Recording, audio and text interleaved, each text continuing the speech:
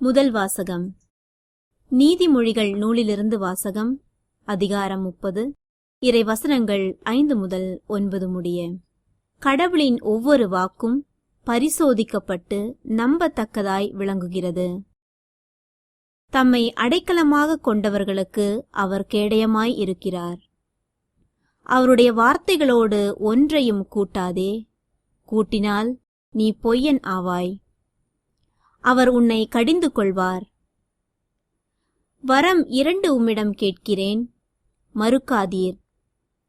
நான் சாவதற்குள் அவற்றை எனக்கு அளித்தருளும். வஞ்சனையும் பொய்யும் என்னை விட்டு விலக செய்யும். எனக்கு செல்வம் வேண்டாம், வறுமையும் வேண்டாம். எனக்கு தேவையான உணவை மட்டும் தந்தருளும். எனக்கு எல்லாம் இருந்தால் நான் உம்மை எனக்கு தெரியாது என்று மறுதலித்து ஆண்டவரை கண்டது யார் என்று கேட்க நேரிடும். நான் வறுமையுற்றால் திருடனாகி என் கடவுளின் திருப்பெயருக்கு இழிவு வருவிக்க நேரிடும். இது ஆண்டவர் வழங்கும் அருள்வாக்கு. லூக்கா எழுதிய நற்செய்தியில் இருந்து வாசகம்.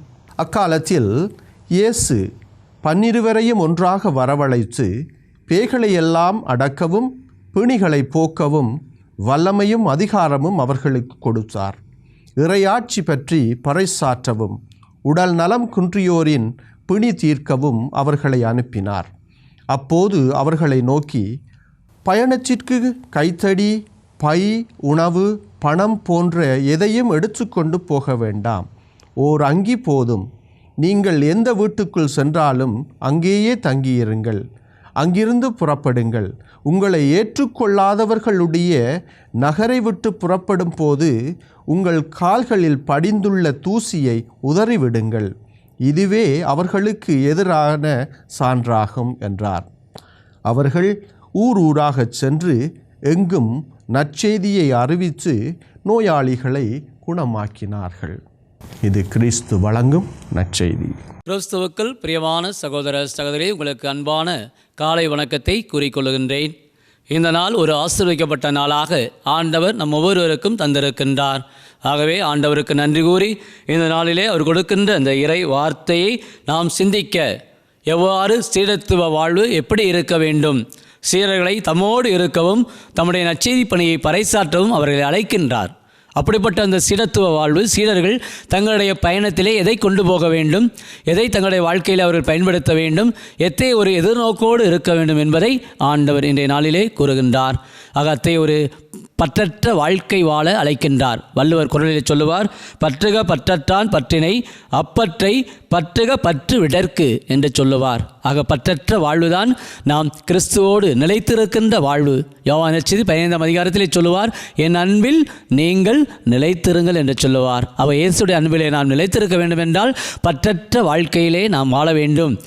அருமையான இறை வார்த்தை, செல்வம் வேண்டாம், வறுமை வேண்டாம், எங்களுக்கு தேவையான உணவு மட்டும் போதும் என்று சொல்லக்கூடிய அளவுக்கு நம்முடைய வாழ்க்கையிலே அன்றாட தேவைகளை, எங்களுக்கு அன்றாட உணவை தாரும் என்று பரலோகத்திற்கு எங்கள் பிதாவை ஜெபத்திலே நாம் சொல்வது போல ஒவ்வொரு நாளுக்குரிய தேவைகளை சிந்திப்பவர்களாக, கடந்த காலத்தை பற்றி வருத்தப்படாமல் வருகின்ற காலத்தை எதிர்நோக்கியவர்களாக நம்முடைய வாழ்விலே நாம் பயணிக்க ஆண்டவர் இந்த நாளை நமக்கு கொடுக்கின்றார். பற்றற்ற வாழ்வு எதிலுமே ஒரு பிடித்து அது நிலைத்து நிற்பது அல்ல, மாறாக எவ்வாறு தாமரை எவ்வாறு தண்ணீரிலே அதில் படர்ந்தும் அதில் படராது இருக்கிற அந்த நிலையை நம்முடைய வாழ்க்கையிலே நாம் கொண்டிருக்கிற பொழுது எதையும் ஒரு சலனமில்லாத ஒரு வாழ்க்கை, அத்தகைய ஒரு பற்றற்ற வாழ்க்கை நம் ஒவ்வொருடைய உள்ளங்களிலும் ஊன்றப்பட இந்த நாள் ஆண்டவர் நமக்கு கொடுக்கின்றார். இறை வார்த்தையின்படி நடக்க, இறை ஒளியில் நடக்க அருளை வேண்டி ஜெபிப்போம்.